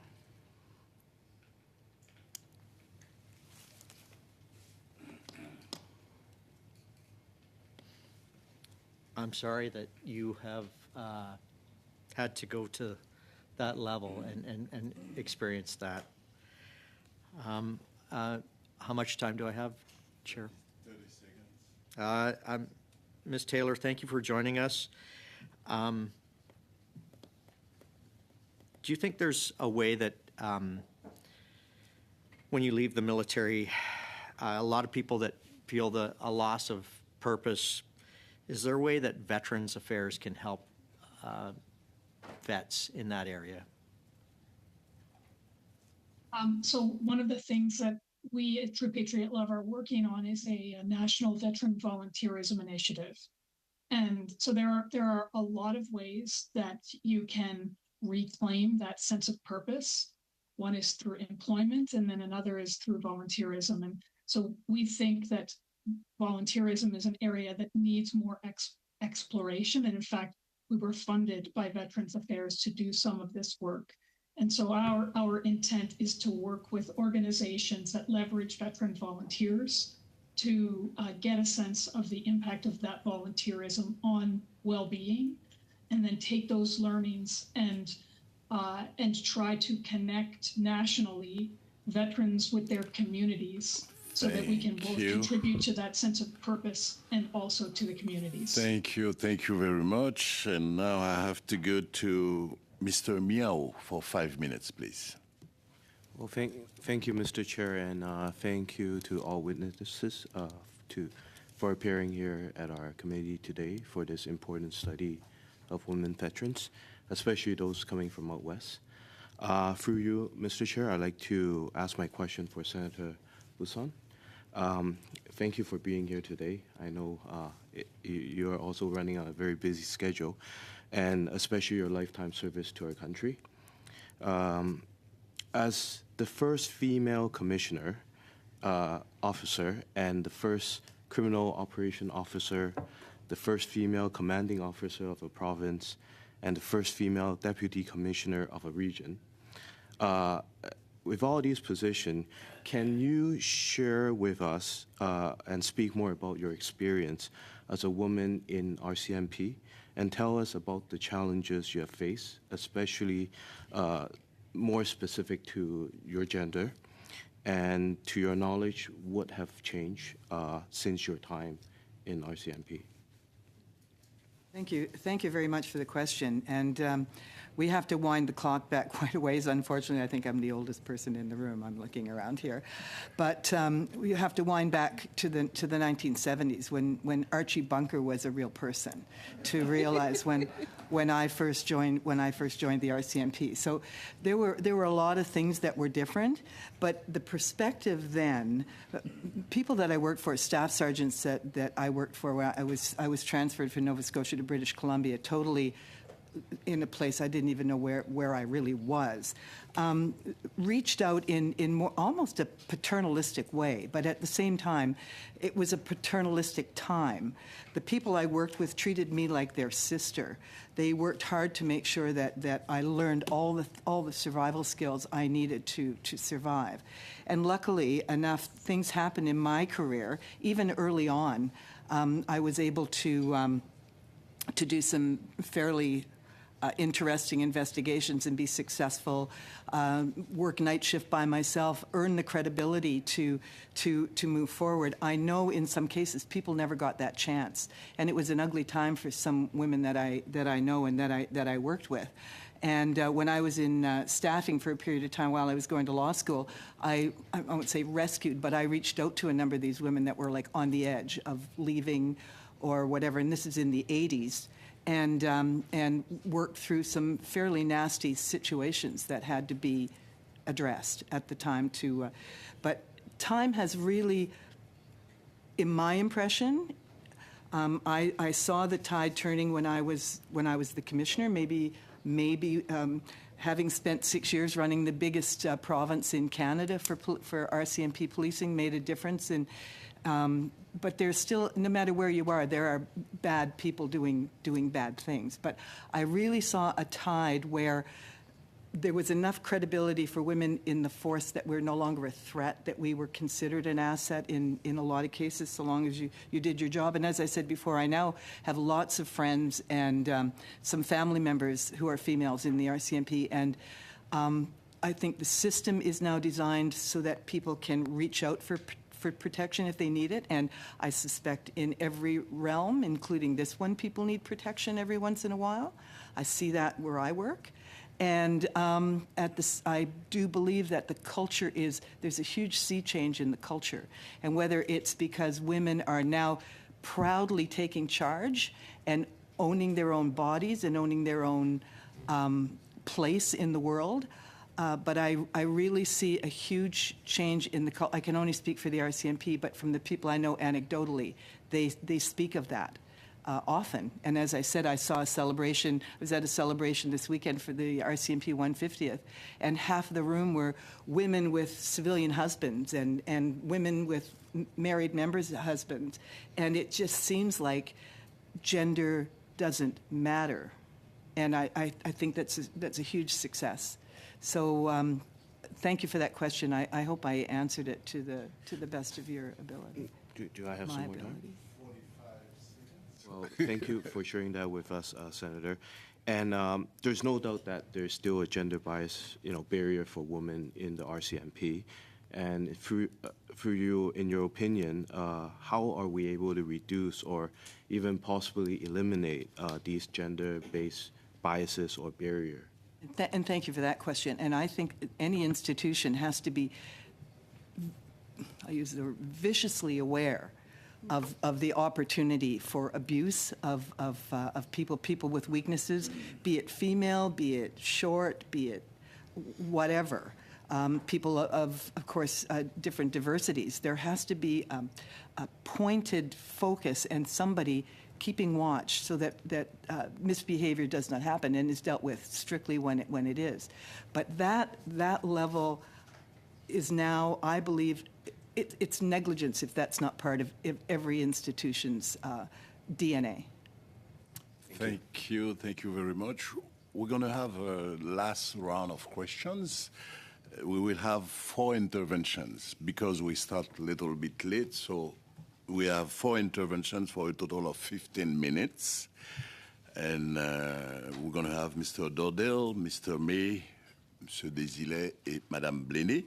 So we start right away with Mr. Dordel for 5 minutes, please. Go ahead. Thank you very much, Mr. Chair, and I too want to thank each and every one of you for your service and for being part of this study, which I hope will be one of those studies that can actually perhaps make a change in VAC. I know I've been on this committee a fairly short time. I'm one of the newbies, and consistently hearing extremely terrible stories about the service. I want to commend you on your comment if they were a private enterprise, how they would do.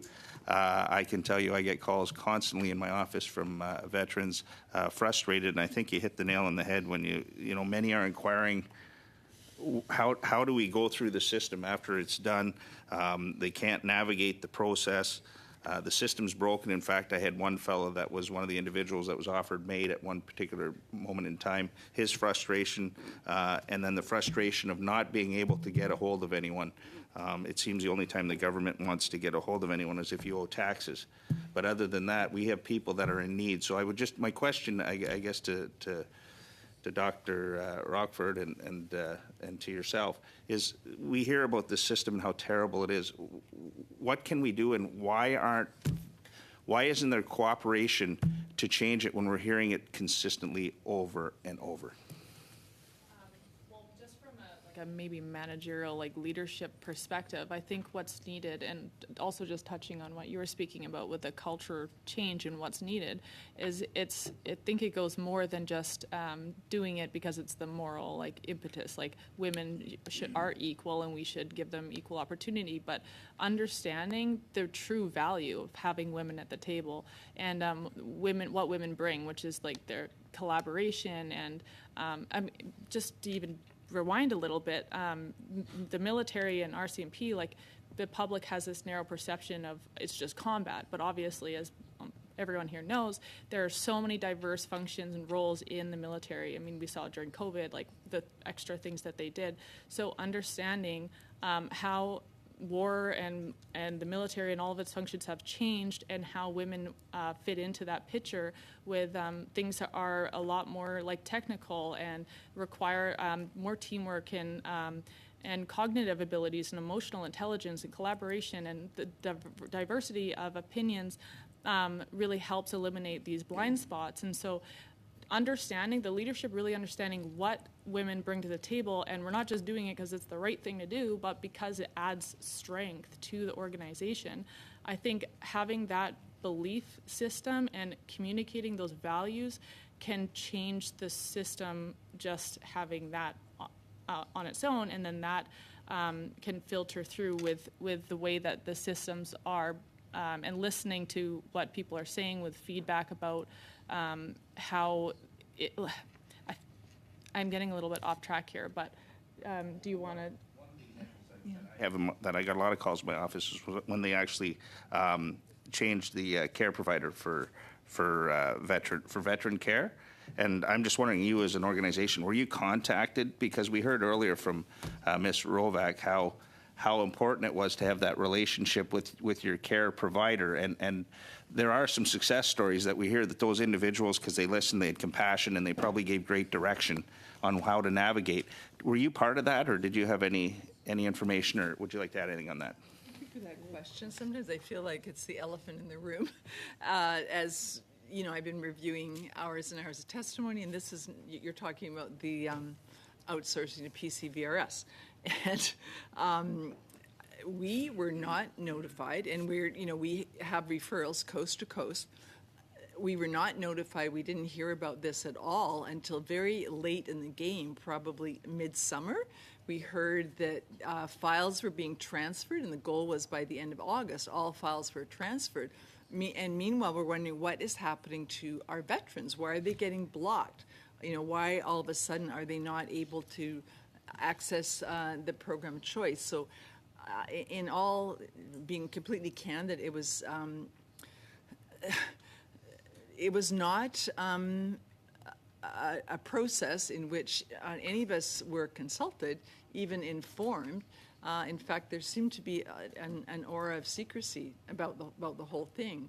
And I can just speak from British Columbia with all the context I have there. The rollout in British Columbia has been very bumpy. They don't have adequate staff in place in all the kinds of capacities. So our veterans, all of a sudden, their usual care team is being stopped. They're told, no, you have to take our providers.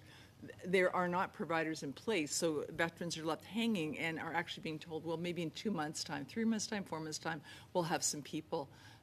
We've just actually recently had an interview with PCVRS with the view of onboarding. Sorry. Unfortunately, it was one of those examples where they became a number again instead of an individual, and I think I heard about it as well. Thank you so much, Mr. Dordel. And now let's go to Mr. Brian May for 5 minutes, please. Thank you, Mr. Chair. And first and foremost, thank you all for being here with us today to help us with this study. And of course, thank you for your service, both past and current service. I do have a quick terminology question for you, Dr. Roquefort. And then I'd like to open it up just sort of preemptively, warning everybody. I want to really open it up to each of you to maybe, as we're getting to the end of this session today, any last thoughts specifically framed in the form of a recommendation. We're hoping this report will go forward with strong recommendations for the government. So just quickly for you, Doctor, we know that with your program, you've incorporated military sexual trauma informed care into your program. How if in any way is it different than from operational stress injury in the terminology? Is there a difference between the two, and if so, what is that difference? Okay. Well, OSRs, I would say, it's an umbrella term. And again, with women and sometimes with men too, there is an aspect of MST that we address. And so typically, I don't know that we're very holistic in terms of how we integrate things. So it's not like we have a unit on MST. It's integrated throughout the program in terms of the individual counseling, the kinds of activities people do, such as equine trauma yoga, that kind of thing. So it's addressing the trauma. It could be sort of going back to earlier life kinds of things, self-regulation training so people can manage the triggers that have been alluded to around things like that. So there's psychoeducation about that. So, certainly knowledge is power. Also some strategies about how to deal with that and move forward in a more positive way so that people don't feel victimized, they feel empowered. So that's a bit of a vague answer, but the best way I can describe it is that we don't have kind of one afternoon devoted to MST. It permeates throughout the program, and we have women, and we have women therapists, women programs. It's all women working with women. That seems to work best with MST.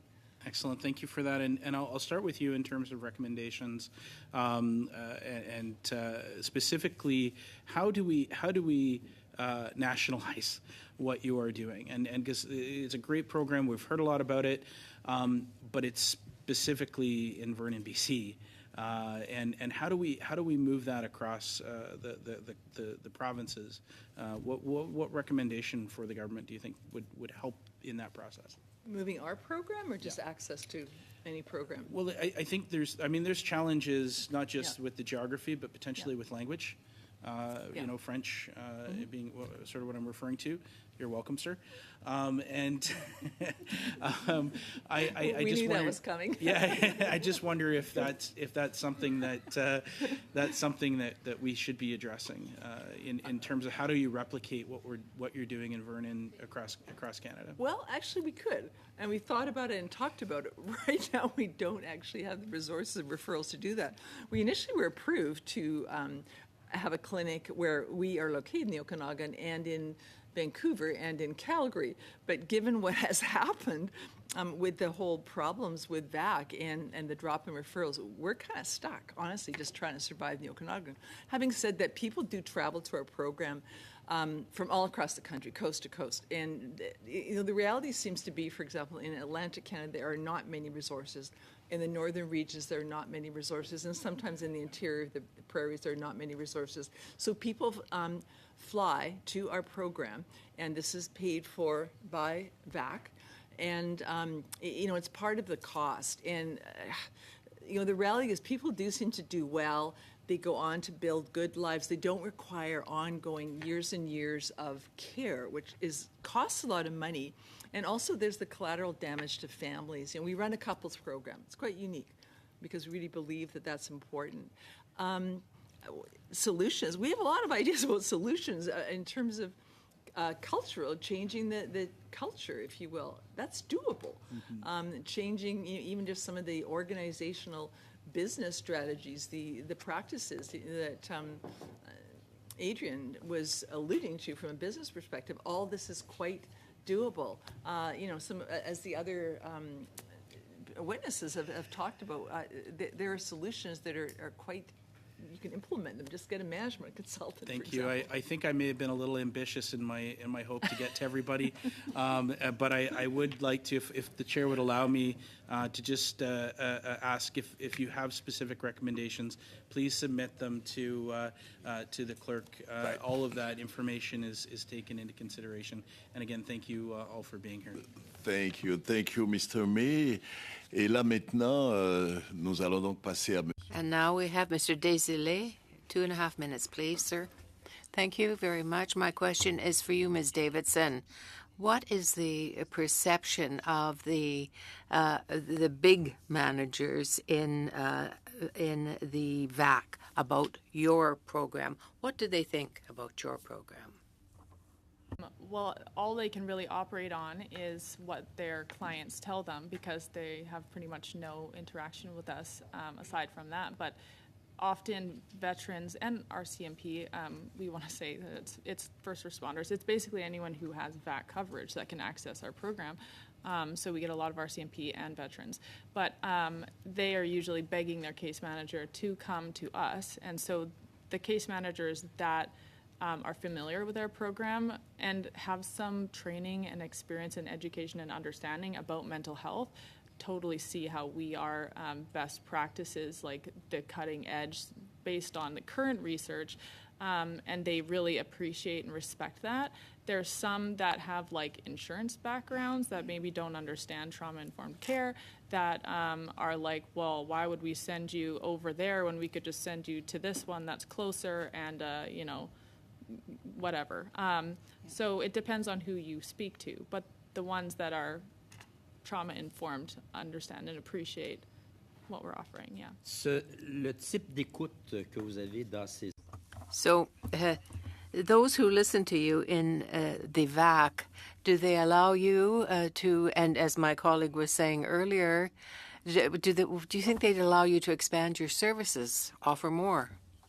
Challenging thing actually for us because there's so much secrecy and just we don't even understand how to, if we change our services, do we need to, like, what is the process? Like, I don't think there really is one. So we have tons of ideas, including kind of a hybrid, real-time remote, but in-person virtual program delivery, which we could, you know, deliver across the country. Where people have, you know, the psychoeducation, but also real-time group components, because the group is incredibly important for this population and just humans in general. Most of them are very isolated. So we have all of these things, but we don't know how to. We have spent so many hours on the phone with VAC asking, how can we deliver this program? It's not clear. We would love to know how. I'd just like to add just quickly, in terms of offering it virtually, during COVID, on about 2 days' notice, we had a group of women actually ready to go. We switched to virtual offering and offered the entire thing virtually and managed to iron out most of the kinks. It was quite remarkable. So even now, the program's in person. There's always a virtual option, and it's not uncommon to have 1 or 2 people tapping in online. So it's quite doable and possibly the way of the future. So thank you. Thank you. Thank you. So we're going to close this session with the last intervention with Ms. Blaney for 2.5 minutes. Well, thank you. And I'm going to come back to the Davidson Institute. Again, I'll let you guys decide who's the best person to answer. First of all, I just want to say as a BCMP, I really got a kick of what you said about Vernon being the north. And I was more north than that growing up. I'm now on the island, but I remember finding out what the real north of BC is, but that's another story for another day. And I also just want to say that I've heard from other service providers that they used to be able to do lunch and learns with people who worked for VAC, and that was really what engaged people with their programs. And now that they have no capacity, and it was already a challenge for them to like figure out when they could come in and do that, it's really slowed down the amount of people coming to access services. So it sounds like that is a very clear challenge. If we don't know what the services are, it's from VAC, then they don't know who to refer to, and it doesn't meet the needs of people. So I'm just wondering a couple of things. Do you have stats that you could share with the committee just about the success and the effectiveness and veteran satisfaction? Because, of course, I think knowing how that feels, we've heard testimony today that it was very empowering, but it would be great to have those stats to help us better understand the outcome. And I'm also wondering if you could share what the numbers look like. You talked about there being more, and now they're getting less. It would just be good for us to understand the numbers. And the third thing is where you're getting stuck. You did do a lot of testimony today about the frustration of working with VAC, but I think in terms of here's where we get stuck the most, or I just think that would be really helpful for us as a committee so that we can better articulate it in the report so that VAC can see that is what the challenge is. Thank you. Oh, sorry. Thank you for the question. Do you want to start with the stats first? Well, I wanted to just touch on the stats thing. And one thing that we do find is challenging is because we conduct pre and post program data measures with every group, and it is very difficult to get over some biases. Like with there's a fear that their benefits will be reduced or taken away if they lose their PTSD diagnosis, or if they get too better. Too much better. So that's always something that potentially skews our data. So our research is mostly program evaluation. It's a lot of qualitative data. We do have quantitative data, and it's I don't know if it would be relevant enough to just start spouting off some of the data, but I mean, there's we use a Beck depression inventory, and then we know what this measurable increase in would be, and ours is competitive, if not better, than what you would hope to expect in that time frame. Is that a zero? Yeah, I mean, that information is on the website. We could submit the detail. We do a lot of pre and post testing as well as qualitative feedback. And we have virtually no dropouts. People, they come and they don't leave. I mean, they don't drop out. We don't let them go. Yeah, we lock them down. No. Sorry. Getting a little punchy. We rolled in at 3 a.m. Hey, what's a good note, Dr. Rochford, on that? And I thank you so much so we can all laugh at the end of this meeting. I'd like to say to you on behalf of members of the committee and myself, thank you for your participation in that study on experience on women's veterans. And colleagues, we have with us pour cette étude, à titre personnel. For this study, we had with us Beverly Buisson, the veteran senator and retired Royal Canadian Mounted Police Commissioner, Ms. Annalise Rovak, a veteran, and from Davidson Institute, Adrian Davidson Helgerson, Director of Operations, and Dr. Tina Rochford. And from the True Patriot Love Foundation online, we have Eleanor Taylor, who is a manager, community engagement and advocacy. To have been able to pull off this meeting, I want to thank everybody who has worked hard, the interpreters, the clerk, the analysts who have worked with me. I will remind you that on Thursday we will continue with this study on women's veterans. The meeting is adjourned.